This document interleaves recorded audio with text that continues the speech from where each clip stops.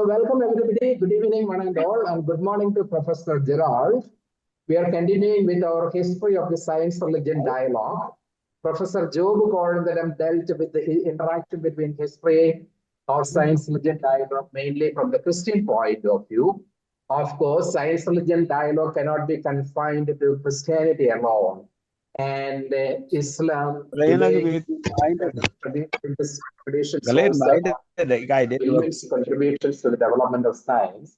That is exactly what Professor Gerald Grudzen is going to deal with in the coming 4 or 5 lectures. And this has also been one of his areas of specialization. He, along with his friend in Bangladesh, Shamsur Rahman, did a special research on the contributions of Islam to the development of science. And that is the dynamic that he will be highlighting in this course, I think. Last year, this course, his inputs were very edifying and were well received. So I all a very fruitful session with Professor Gerald. Over to you, Professor. Thank you very much, Father Augustine. Let's start with the history of Monte Cassino Abbey, because it was Monte Cassino in Italy that we have the first medical science curriculum developed in the 11th century. Monte Cassino was the founding abbey of the Benedictine order, but it also was a center for the production of what's called the articella. The articella was the first scientific study of medicine, and it drew heavily from Jewish, Christian, and Muslim sources, particularly the complete art of medical science, which was done by a Muslim scholar by the name of Hali Abbas. And this book became an important part of the development of medical science in the medieval period. So I have the first slide is just on the history of Monte Cassino, which was, interestingly enough, it was the founding monastery of the Benedictine order in 529. If you could please silence. There's a lot of. Please put yourself on mute, please. So during World War II, could you kindly keep yourself muted? Another option, Professor Jerry, you can enable mute all when you have the option to mute all. Yeah. So the Benedictine monastery was destroyed several times in its history, but by the 11th century, it became the center, a cultural center, not only... Excuse me, Father Gerald. Yes. A lot of people have not muted their mic. There's a lot of echoing. A lot of people have not muted their mics, kindly. Okay, so the beginning of medical science is with the philosopher, medical doctor by the name of Claudius Galen. And he lived in the 2nd century. He was born in 129 in what is now Turkey. He was a Greek physician, writer, and philosopher who exercised a dominant influence on medical theory and practice in Europe from the Middle Ages until the mid-17th century. He was also very considered one of the great figures, not only in the Christian world, but in the Jewish and Muslim world. So his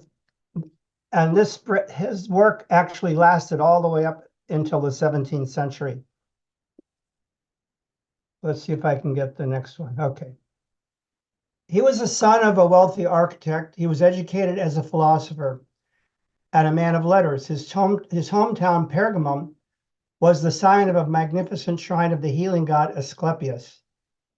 Now, Asclepius was the healing god of the Greeks, and they had many throughout Europe. There were healing centers, and there was a worship of the god Asclepius. Now, Asclepius actually was a god not only of healing, but of also psychosomatic medicine. People would go to the site of the god Asclepius, and they would spend 3 days there, and the priest would work with them on their dreams, and the god Asclepius would come to you and give you some understanding of what was bothering you. So it's kind of like psychosomatic medicine. And Galen, who was trained in scientific medicine, also believed that the god Asclepius was a healing force in his own life. I'm going to show a text later on, a study that I can give you the slides, which did a study on Galen's the role of the god Asclepius in his own life. So he felt that God could help heal some ailment that he had. So he started off in Pergamon, which today is in Turkey, and then he went to Alexandria, which was the greatest medical center of the ancient world. And after more than a decade of study, he returned in 157. He served as the chief physician to the troop of gladiators maintained by the high priest of Asia. Let's go to the next one. Then he moved to Rome. There he quickly rose to be the top medical figure in the Roman Empire. And he was also a clinician who studied anatomy, and he did this through vivisection of animals. And this is the beginning of the scientific inductive reasoning, which goes with medical science. And he had a lot of influence upon the Roman emperor, Marcus Aurelius. And so he was highly respected as an authority on medicine, even though today we say his theories many of them were not correct about the body. He did at that time achieve great notoriety as a medical theorist. So he regarded anatomy as the foundation of medical knowledge, and he dissected animals to try to understand the functioning of their bodies. So he made a lot of discoveries about the arteries carry blood, not air. That was one of his main discoveries, which had been taught for over 400 years. So he had this knowledge that was quite unusual for his time. One of the most important things about Galen in his medical theory was the belief in equilibrium. They had the four main bodily fluids: blood, yellow bile, black bile, and phlegm. Each of the humors is built up from the four elements and displayed two of the four primary qualities: hot, cold, wet, and dry. So unlike Hippocrates, Galen argued that humoral imbalance can be located in specific organs as well as in the body as a whole. This modification of theory allowed doctors to make more precise diagnosis and to prescribe specific remedies to restore the body's balance. So this theory of the humoral theory lasted for over 1,400 years. Now, today we don't accept the humoral theory, but the idea of bodily imbalance based upon psychosomatic medicine is coming back into vogue. Most, like my wife taught at Stanford Medical School for 35 years. My older daughter, is a doctor. Now we have what's called integrative medicine, which includes, you might say, psychology, environmental issues, looking at the person holistically from the whole context of what's bothering them, and not just looking at a symptom, which often is seen as what triggers some malfunction in the body. So the idea of balance in the body of the various parts of our bodily, mind, body, spirit, is coming back into vogue, much like the Galenic theory of ancient times. So this is about the philosophy aspect of medical science. Now, in the ancient world, through the medieval period, they did not separate philosophy from science and spirituality. So there was an integration of the three: mind, body, spirit. So Galen was far from alone in his belief that reason is an internal divine force. I'll use force rather than demon, which is like a power. Someone's trying to come in here. You can let people in, Father Augustine.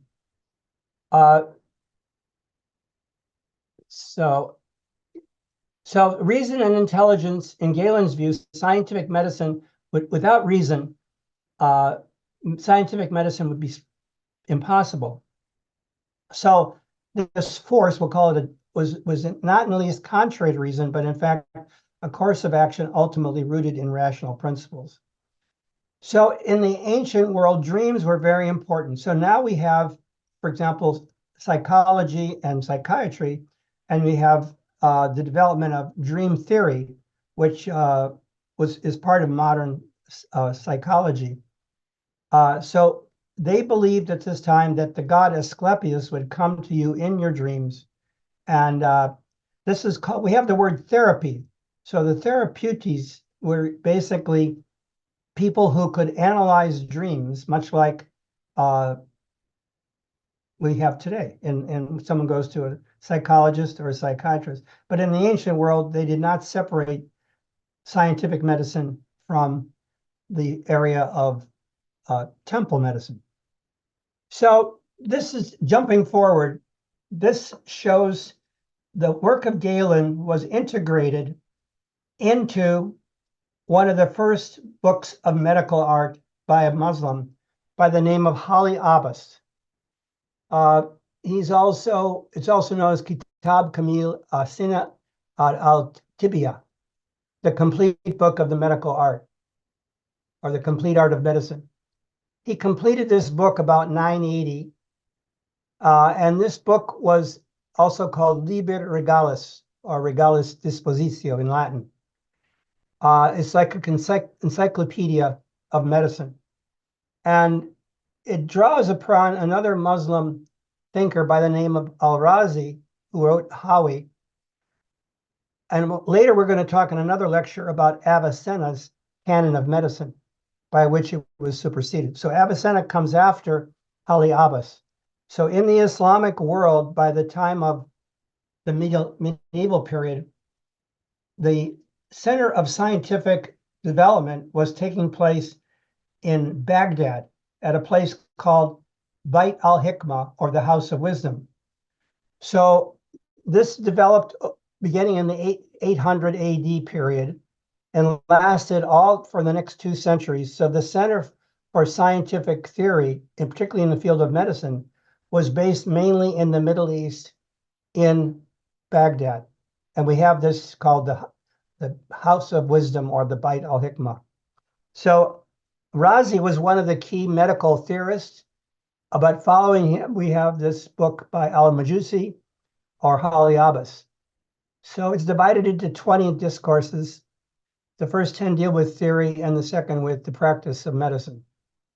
It covers diabetes and many other areas of medicine. So this Latin translation was done at Monte Cassino in the 11th century, called the Liber Pantegmi by Constantinus Africanus.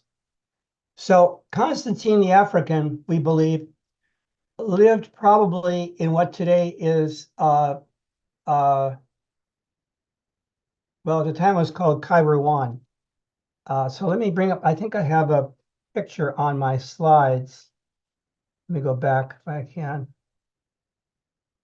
Let me finish this and I show you a slide of Monte Cassino and its connection to Salerno and Tunisia. So that's what I was going to say. So let me go back. So Tunisia was where Constantine came from. At the time, it was called Kairouan. And this was a major center of scientific and medical development.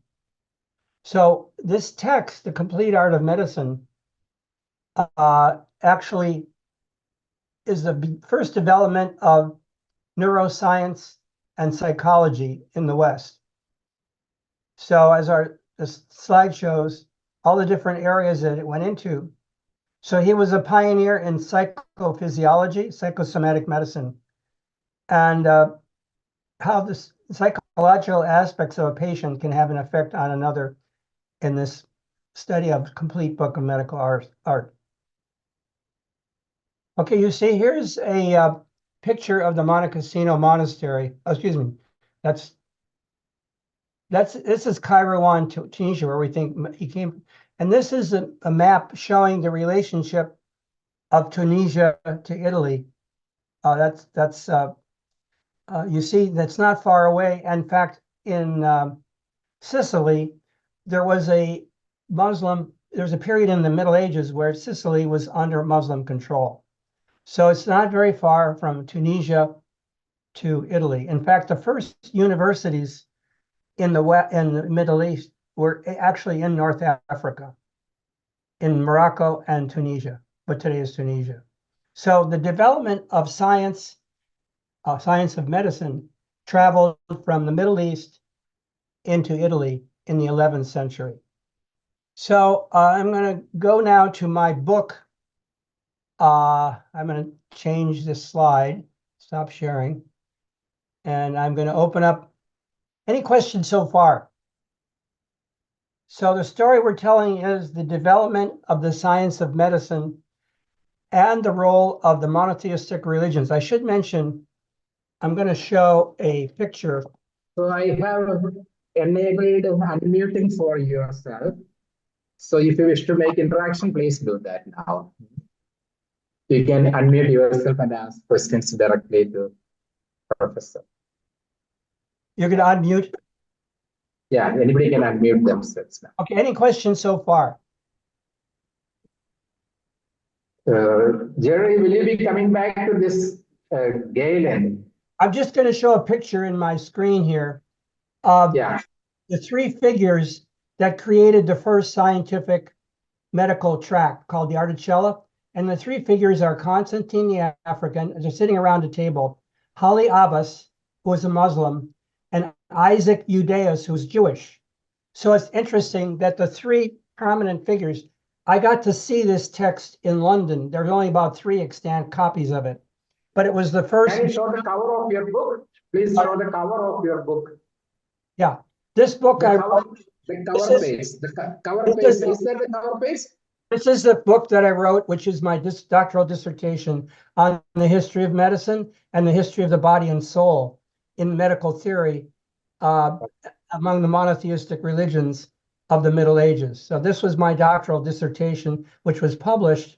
It's a very expensive book. It's $200, but it's used in medical schools today on the scientific background to medical theory, starting with Galen and moving through the medieval period. But this was published by about 20 years ago, and it was the work I did on the history of medicine. Okay, very good. So any questions so far? So as we said so far, this theory of medicine was very important for the history of science. Here's another person coming in. Yeah, I have admitted him. You can go ahead. Okay. And I'm going to go to my book, which I'm going to open up. I have the text for it. I'm going to open that in just a second here. If there are any questions so far. No questions? Okay, we'll go to the text of my book. I wanted to show you the introduction, which talks about the background to the this role of why it was so important, because this is the beginning. Remember, science was not a separate field until the 19th century. It was part of philosophy. You did not have a separate scientific. Jerry, could you unmute yourself since I muted everybody? Kindly unmute yourself. Okay. We did not have the field of science did not exist separately from philosophy until the 19th century. So in the field of medicine, medical science, philosophy, science, and spirituality were interconnected, particularly around the theory of the soul. And both Muslim and Christian scholars believed that there were 3 souls. You had the vegetative soul, you had the animal soul, and you had the human soul. And in fact, Thomas Aquinas said in the development of the fetus, these 3 souls advanced at different periods as the fetus was evolving. So, and this was pretty much the theory of the Muslim world as well. So the Christian, Jewish, and the Muslim world felt there was a spiritual center to the human person. It isn't just physical. It isn't just emotional. It also has a spiritual quality. And this is the anima. Now, Galen and Aristotle did not have this belief of a spiritual soul. They believed it was more like a vital force. So this became a key question in the medieval period. What is the soul? How do you understand the soul in relationship to the body? And this is still a question today. You know, medical science cannot dissect the soul. They can't find the soul. So those of us who are coming from the monotheistic tradition generally believe there is a spiritual soul. Every human person has at their center a soul. So this was a big question even in the medieval period, because the Greek philosophers did not see the soul as we do in the monotheistic religions. Any questions about that? Have you ever thought about that question? What is the soul? But we'll come back to that later. But think about that. That's a question even today, because medical science cannot find a soul. You only know the soul either through philosophy or religion. Now, philosophy, even later in Neoplatonism, which we're going to talk about, when we talk about Neoplatonism, which had a huge impact on Judaism, Christianity, and Islam, Neoplatonism, following Plato, did feel there was a level of reality which was immaterial in nature. Mr. Gerald, there is a question from Habib. He is eager to know the exact meaning of soul as you mean in the medical tradition. In the chat box, there is this question. What do you mean by soul in the medical context? What is the exact meaning of soul that you are referring to? In the medical tradition, the soul, Aristotle said it was in the heart, and Galen said it was in the mind. But it's a vital force. It's not a spiritual reality. It was only the monotheistic religions that began to say the soul is created by God at the moment of birth. This was Thomas Aquinas's view. At the final moment of conception, the soul is created. So otherwise, if you have no soul, how can a divine force we call God relate to a human who has no spiritual content? God is immaterial. We're material. So they had to create a way for us to relate to the divine, and that's the soul. And that's what began to become understood in the medieval period, that and how to understand. Now, if you're a Neoplatonist, we'll talk about that when we come to looking at the particularly Avicenna. Avicenna was the great theoretician of medical science, probably the greatest, and he follows Heliobas, and he developed what's called the canon of medicine. The canon of medicine became the dominant text on medicine for the next 500 years in the Western world, not just in the Muslim world, but in the Western world as well. And he not only dealt with physical medicine, but also psychosomatic medicine. In fact, many scholars believe that that's the first time we have the study and the understanding of mental illness. So that has to do with the mind, the role of the mind, the body, and the spirit. This integration of mind, body, spirit was part of the canon of medicine. So in a sense, the medieval period had a better understanding of integrative medicine than we perhaps do in some ways today, because we've separated psychology, psychiatry. Even though psychiatry does have some integrative potential, most of Western medicine is not integrated with the psychiatric and psychological factors for illness. Okay, let's go to my book. I'm going to bring it up here. Oh, here's a couple of questions. We know we have a soul. Maybe where we see a person dying and doctors have no reason to give the death while others sick people, we know we have a soul. Maybe when we see a person dying and doctors have no reason to give for death while other sick people continue living. Recently, my cousin lost her son, who was was in his 30s. It was very traumatic for her. And shortly after her son died, she was very distressed. She passed away. And her sister, who was also around her same age, just a few years different. So 3 members of the family all died within 1 month. So I think stress, this is what the ancient tradition of medicine taught, that stress factors can play a big role in illness and even death. So we are not separate from the factors that surround us. In fact, in the medieval period, when we study a little bit about the development, for example, Isaac Eudaeus was one of the founders of the art of cello also. He wrote a whole text on this question of the art of medicine. There's another question here. I think that the idea of the soul today is mostly revered to I think theology. that should be reserved into theology rather than scientific. Yeah, but that wasn't the case in the medieval world. They believed that the soul was very important for understanding the mind and the spirit and the body. So we'll talk about that further. Let's go to my book on the development of the, I'm going to open the text up of that, which I have on my.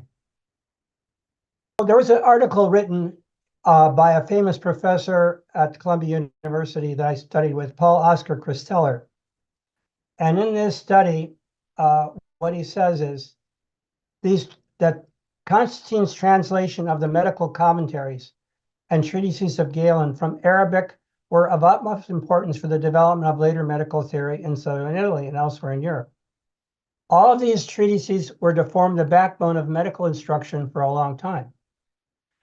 At Salerno, as well as elsewhere, the importance of Constantine's translation for the relation of philosophy and medicine ought to be the subject of further investigation. And that's what I did in my study, was showing the relationship that philosophical thought had to the development of medicine as well as the spirituality. It appears from his own preface that he considered medicine as related to philosophy. And it's obvious that his new translations from Galen in particular were of potential philosophical importance, since Galen had absorbed so much of ancient philosophical and especially Aristotelian doctrines, which lent itself at any time to further development among the Arabic authors translated by Constantine. Isaac Eudaeus was not only a medical doctor, it should be, but also a philosophical author. So as I began to investigate the relationship between philosophy and medicine in Galen and early medieval medicine, it became apparent that one could not completely separate medical philosophy from the Neoplatonic spirituality and theology of the early Middle Ages. So we have to remember that just as Plato and Aristotle, his father Job pointed out, Greek thought influenced the development of science, but so did philosophy. So we're going to see that Neoplatonic theory and also the theory of medicine were influenced by Neoplatonism, which believed in theories of emanation, that there was not a sharp separation between the spiritual world and the physical world. They did not, the Neoplatonic theory said that the soul more or less emanated from the one. The one was the ultimate reality. If you think about it philosophically, are there two realities, the physical and the immaterial? And in the Neoplatonic view, the material emanates from the spiritual, from the immaterial. And the center of that emanation is the intellectual world of the soul. They felt that when you think about it, how do you get a link between the spiritual realm, which is beyond the physical, and the physical? So they developed this theory of emanation. So Neoplatonism had a huge role in the development of thought, of philosophy, both in the Muslim world and in the Christian world and the Jewish world of the early Middle Ages. So Islamic medical thought also contained an interconnection between medical art, as I said, Neoplatonic. We're going to see that particularly in Avicenna. See if I can bring this down further now.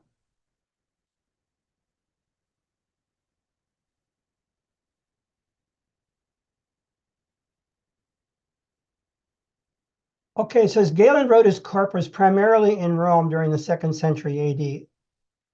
And so we talked about that already. The latter influence of his medical philosophy passed through the Church of the East. Now, we haven't talked about that yet.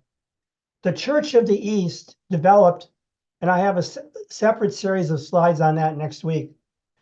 And this is called, the Church of the East is also called the Church of Nestorius, or the Nestorian Christianity. So in the 4th century, we had the theology of the Theotokos, that Mary is the mother of God. Theotokos, that she's the mother of God. The Patriarch Nestorius said that Jesus had two natures, human and divine, and they're not merged together in the hypostatic union. So the Nestorian Christians became the dominant Christian body in what today would be Iran or Persia at that time. And they spread all the way from the East all the way to China. So the first Christian missionaries to China were from the Church of the East or Nestorian Christianity.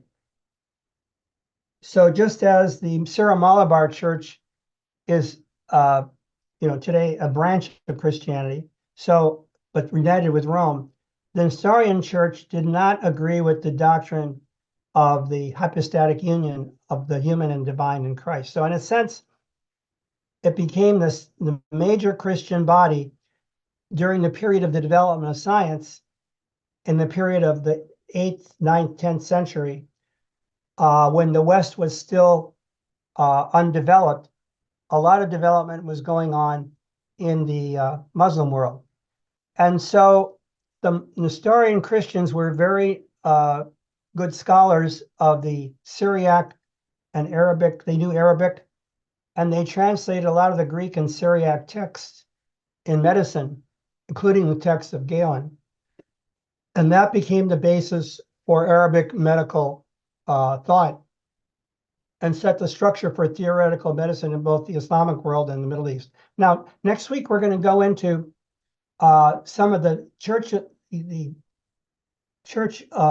development in the Christian world, particularly the Greek fathers. The Greek fathers were also reflected a lot on the mind-body relationship and the body-soul relationship. So we'll look at some of the 4th century, and that was where the first developments in medical science from a practical viewpoint of the development of the hospital was, we consider that 4th century work of the Greek period important in the development of the history of medicine. So North Africa and Spain were part of the development of scientific medicine in that early period of the Middle Ages. So by the end of the 11th century, the monastery of Monte Cassino had become the central location for the translation into Latin of Arabic medical theory. One other thing, most of the Jewish scholars of this period also knew Arabic. So in fact, most of the translation of scientific texts that came into the medieval universities were done by Jewish scholars. So this link of Judaism, Christianity, and Islam was very prominent in this period. And we can't understand the development of science in the medieval period unless we understand the role that these scholars played in translation of these texts. So one other thing that we have to talk about, this is also the period of the Gregorian reform in Catholicism. At this time, Monte Cassino was the center not only of this scientific translation, but it also had the most important church which had been built in that period. And its abbot, Desiderius, was a key political figure in supporting what's called the Gregorian reform. And this reform was to free the church from control by the secular world under feudalism. Now, this is also the beginning of the imposition of clerical celibacy upon the clergy. And this was not always the case in the earlier period of history, where the celibacy was not always practiced by the lower clergy. This is when it became imposed upon all the clergy in the 11th century as part of the Gregorian reform, because the priests were dependent upon their secular overlord for their well-being. They got whatever income they got from in the feudal world from the feudal lord. So this was part of the reason to so this Monte Cassino was at the center not only of scientific and medical theory, but it also was politically very important at this time in supporting the Gregorian reform. So the problem for the Christian tradition about this time, and you might say also for the Muslim, was the Galenic anthropology, was that it could explain most of human functioning in naturalistic manner without recourse to the soul, as understood within the Neoplatonic philosophy.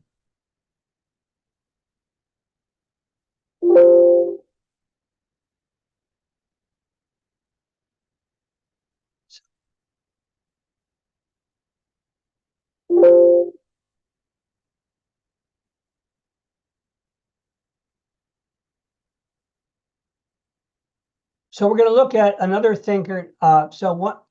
In contrast to the Augustinian theory, those of you who studied St. Augustine know that he created the theory of original sin, which said that original sin was passed on from one generation to the next, and that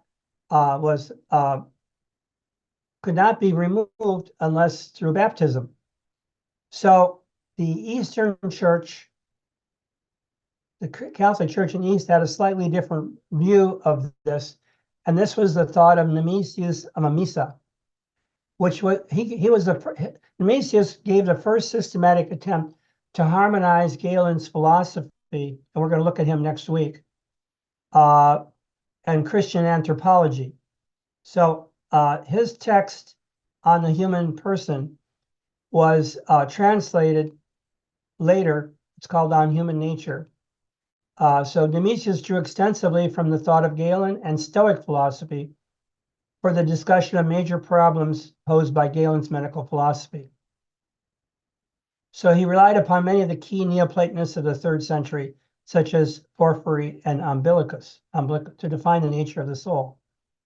Writing at the same time as Nemesius, the most famous Latin church father, Augustine of Hippo, constructed his own epistemology and anthropology that would dominate the Latin West until the passage of the Aristotelian corpus from the Arabic world to the Latin universities during the 12th century. Approximately 1 century later than the reintroduction of the Galenic corpus into the medical world of Salerno. Like Nemesius, Augustine also relied on Neoplatonists such as Plotinus and Porphyry for the understanding of the soul in relationship to the body. While Constantine was the most significant figure in the medical translation movement, other monastic figures from Monte Cassino also contributed to the resurgence of medical philosophy. So another monk who was from Monte Cassino was Alphonsus of Salerno. He translated the work of Nemesius from Greek into Latin. Now, Salerno at this time was a center of medical science. And the bishop of Salerno was also a doctor.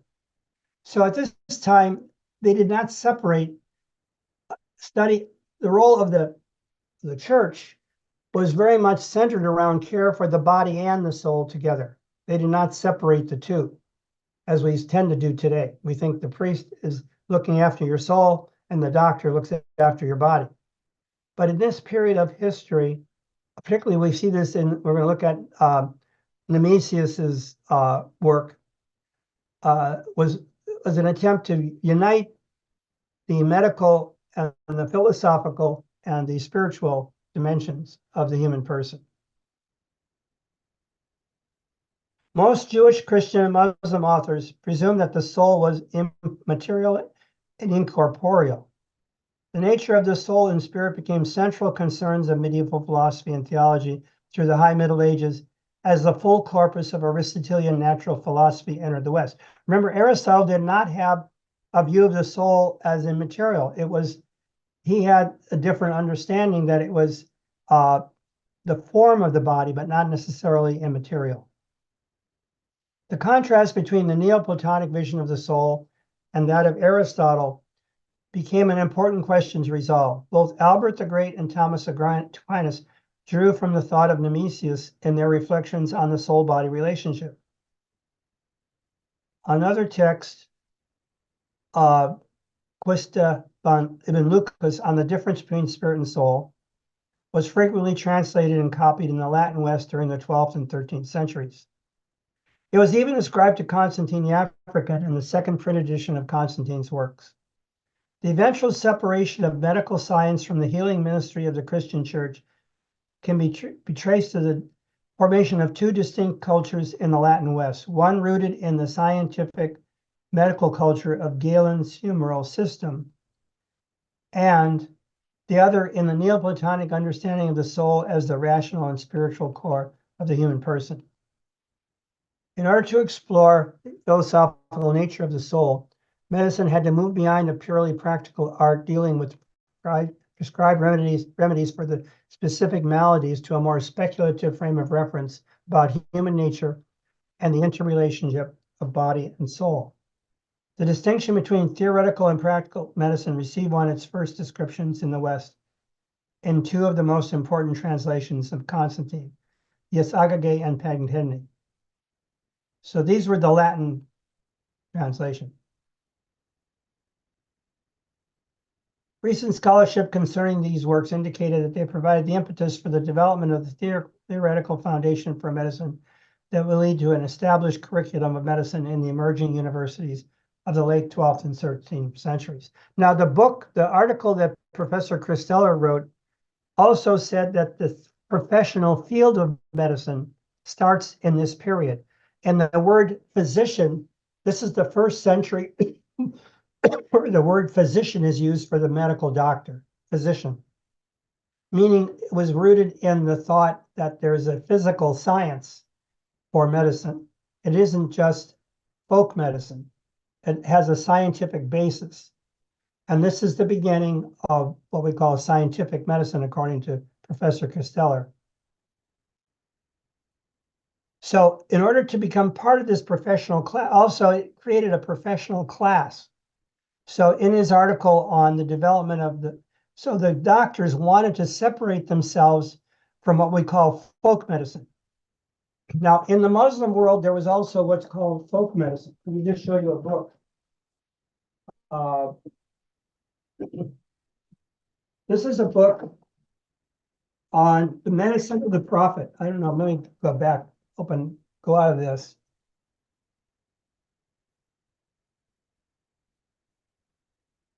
Can you see this book? It's called The Medicine of the Prophet. This is fine. This is visible. This is fine. It's The Medicine of the Prophet. It's what we might call more like folk medicine, but it has to do with what the Quran and the Hadith say leads to a healthy lifestyle, like good diet, cleanliness, all the things that we'd say make for good health, that we can, if we live a good life, if we live a virtuous life, and we pray every day and clean ourselves properly and avoid bad habits, we will be healthy. So this is called the medicine of the prophet, and this became part of, we might call it, I'll use the word folk medicine, in the Muslim world. And it was a book. This is a book that's been translated from the Arabic into English on the medicine of the prophet. So the professional field of medicine, as the medical doctor, which we think of today, the physician, only begins in the West in the 11th, 12th century with the introduction of the science that came from the Middle East, particularly from Baghdad, and the work of these great scholars. That now next time we're going to go into some of the church fathers in the Greek world that contributed to the body soul understanding. And also I mentioned that Salerno was one of the key centers for medical treatment in the medieval world. Now, when we get further into the Middle Ages and Aristotelian thought becomes more central, that created another tension in the Muslim world between those who were accepting the role of reason as central in understanding the faith, and those who felt that you could not go too far in accepting Aristotelian thought. So we'll look at some of the questions which arose in religion and science between the Christian and Muslim understanding of reason and how this impacted the faith at that time. And it led to a separation by the 13th and 14th century, you have the beginning of separate scientific disciplines in the medieval universities. And this is the beginning of the separation of spirituality and science as two distinct understandings of what is real. You know, we tend to think in the Western world, we tend to think that the scientific world is what is ultimately real. But in the medieval world, it was more the spiritual dimension of the world and of the human person.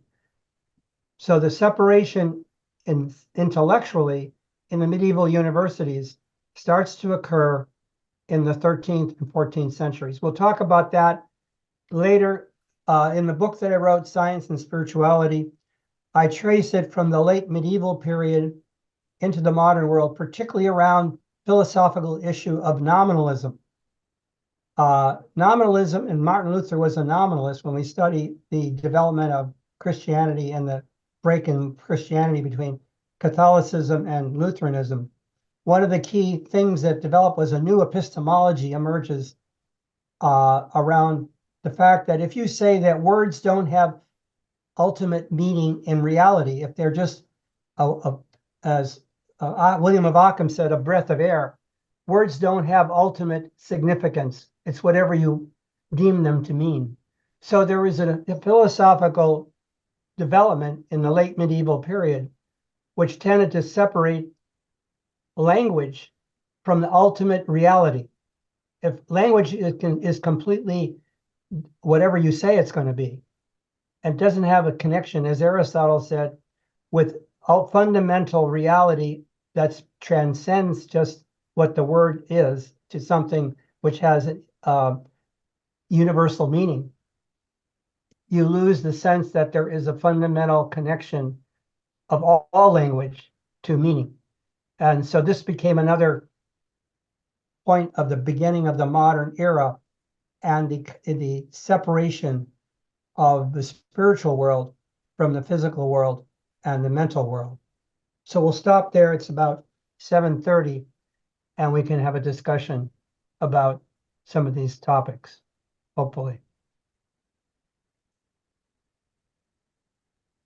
So when Father Job... In the chat box, Professor, you will see two comments, one from Abarija Kinogat. Can you see that?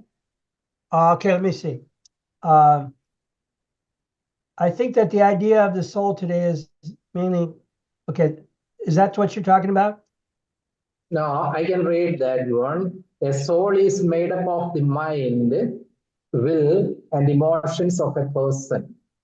The soul is the cradle of feelings, desires, and affections. The soul is the character or substance of a person. You got it? I'm trying, is it in the chat? Is it in the chat? Okay, I see it. Okay. Then, Okay. Here, this is a mind. I see a soul's made of mind, will, and emotions. Now, in the medieval period, they felt that the mind was connected to something more than just the body. So the intellect, the active intellect, for them had a connection with some more universal.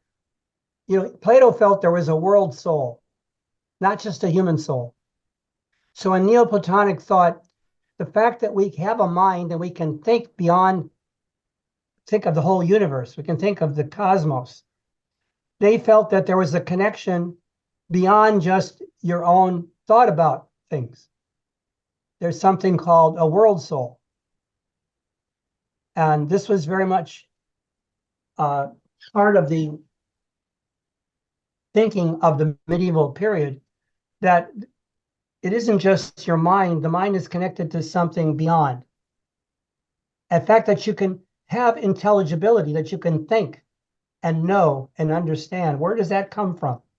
Is that a purely physical process, or does it have some kind of transcendent dimension? Okay, then by Guido no answer, the final chat you will see.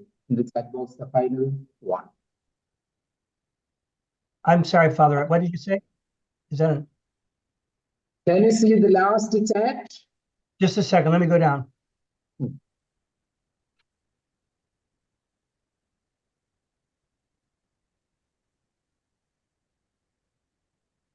I see the soul is, we know that we have a soul maybe when we see a person dying and doctors have no reason to give for the death, while others say, Go to the end, Professor. That you already answered. Go to the end.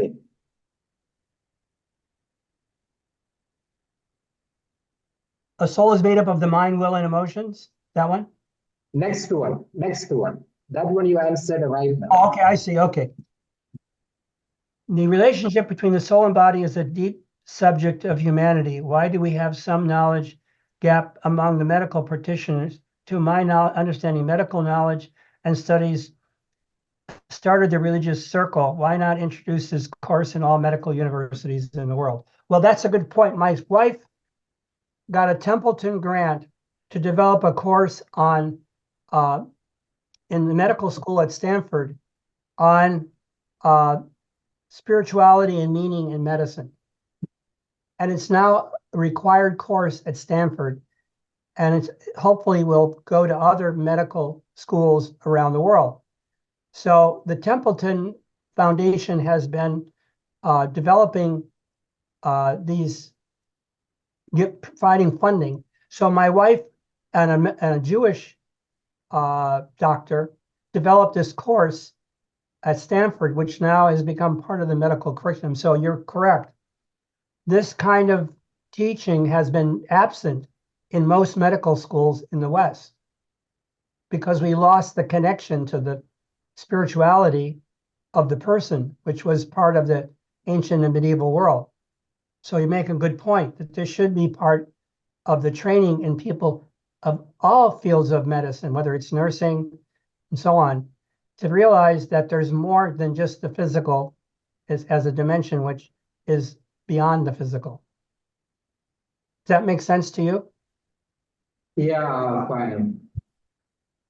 So yes, so that this has been a subject of concern in many medical schools because this has been absent, this dimension of the person.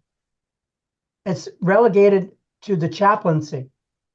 Now, we do have chaplains in most medical institutions, and you can become a chaplain, which is looking at the spiritual part, but the medical training does not give a good connection between medicine, science, philosophy, and spirituality. At least that's what I was hoping to convey, that this was part of the medieval period. We lost a lot of it as we go in because of the secularization of the West, which we can talk about in further classes, which Father Job gave you some insight. But he did not really go into the impact it had on in the field of medicine, because as we can see, there was a book wrote in the period of the 18th century that the body as a machine. So a lot of times we look at the body just as a mechanical. The medical field looks at the body as almost like a robot in which you can replace parts. In fact, there's a lot of discussion today about how you can replace different parts of the body, including implanting something in the brain. I think there was just a discussion of this about, is it moral to do an implant in the brain. You know, if someone, let's say, they are experiencing loss of memory, could you put something in the brain to help them recapture their memory? So a lot of science is now looking at to what extent technology, which could be another aspect, because one of the things about the medieval period was a lot on medical ethics. What is the moral aspects of medicine and how do we, so this is coming up today in a lot. Medical ethics is a big field in itself, particularly as technology advances, and how far do you go in keeping a person alive? You know, you can be physically alive but brain dead. So what does it mean to be alive? And when do we say we no longer want to maintain our viability? Any other question or observation?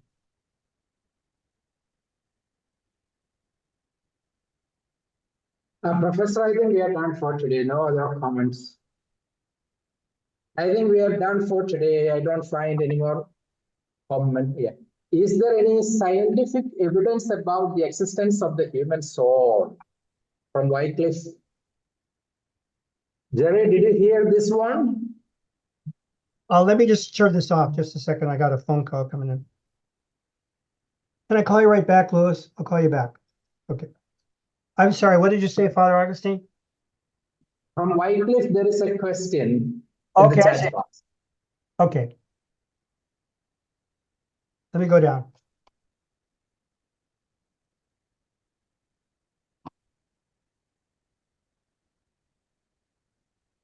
Is there any scientific evidence about the existence of the human soul? I don't think you can ever have a scientific evidence other than we have near-death experiences. That's a whole topic of people who had near-death experiences. And there's a whole field of study of near-death experiences, which we could go into a bit next week. But that seems to indicate people have had experiences while physically dead of spiritual experiences. And that's another area that has been discussed at some length in the scientific community. Obviously, you can't prove it, but many people who have been physically out of this world, in a sense, because they had no brain operation, but they come back, claim they've had this out-of-body experience. Professor Jerry, if you don't mind, I wish to make a quick response to that question. Sure. Wycliffe, your question is important, that scientific evidence about the existence of the human soul. As Professor Jerry already mentioned, we need to be careful as regards proving the existence of soul from a scientific point of view. Science is always confined to the empirical, the quantitative, the experimental. We cannot subject human soul to such a quantitative physical property of the humans. However, something that gives greater scientific rational plausibility, or something that would give greater respectability to the existence of the human soul, is there that we can draw from the contemporary neurosciences, we could say. Especially in neuro-religion, we say human beings are biologically programmed to know and interpret God. Something analogous to the soul is there that is to be associated with our human mind. Spirituality is not something, a discovery of the priest, or it is not purely a cultural construct. This is something genetic and biologic. It is evolutionarily programmed within us, just like any other talents. So the spiritual dimension of the humans is given greater recognition in contemporary neurological researches. Scholars like Andrew Newberg, Carol Albright, Eugene Aquili, they all have come up with this sort of idea. So this is analogically acknowledging the existence of our spiritual dimension. I don't claim that this is a proof for soul. We need to be careful about that. Anyway, we will be dealing with this topic in detail in our special questions in science religion dialogue, possibly in the second last module of our course, I think. Okay. Wycliffe.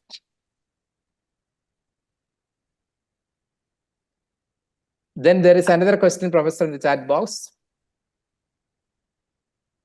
Recently, there was a man's heart replaced by that of a pig by doctors. What effect can such scientific innovations can affect the human soul? Well, you want to answer that, Father Augustine? Maybe, Professor, this is what I am thinking about that. See, replacement of one of the human organs in no way affects our soulishness or the existence of the soul. It does not in no way affect our human soul altogether, I am inclined to think, because as traditionally scholastic philosophers and theologians and so on have defined, human soul is the great potentiality that is accompanying the human existence. Of course, body finds its own full expression in the human soul.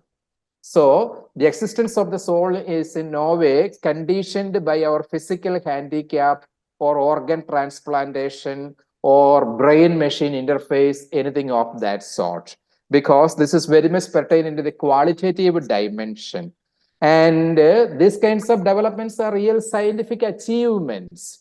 And organ transplantation is considered as a very altruistic gesture in the Christian tradition also. Of course, here the case is different. This is the transplantation of an organ from an animal. This involves a bit of ethical issues that we will deal with in our biological sciences and their philosophical religious implication. One of the second course that is coming from now, we will discuss the ethical implications of that. Honestly, I am inclined to think that this sort of replacement or medical interventions in no way affect the soul negatively, because the understanding of the soul in the spiritual sense as the potency of the human body is in no way conditioned by these sort of interventions. Next week, I believe we're having a separate program, Father. Yes, Professor. Thank you, Professor, for accommodating that. As many of you have been requesting for a clarificatory session on the Vatican's recent documents on blessing imparted to the lesbians, same-sex couples, isn't it? So this we have scheduled for next Friday. So we will have this special session by one of the reputed moral theologians in India. You are welcome to make your own intervention, questions, comments, and seek clarifications from him. Certainly your objections also, and we can have a dialogue. I can ask him to speak for about 30 minutes or so, then we can have longer time for interaction. That would be our schedule for next Friday. Then we will be week after next Friday. Friday after next, we will be continuing with Professor Gerald. Yeah, and we'll look at, when we reconvene, I'll go over some of the understanding of the human person from the perspective of Greek Christianity and the Muslim world, and how that impacted the field of medicine. Thank you. Wonderful. Then we wind up for today, I think. Okay. Thank you very much. Bye, everyone. Bye, everyone. Good night and good day to you, Professor Jerry and Bob. Thank you.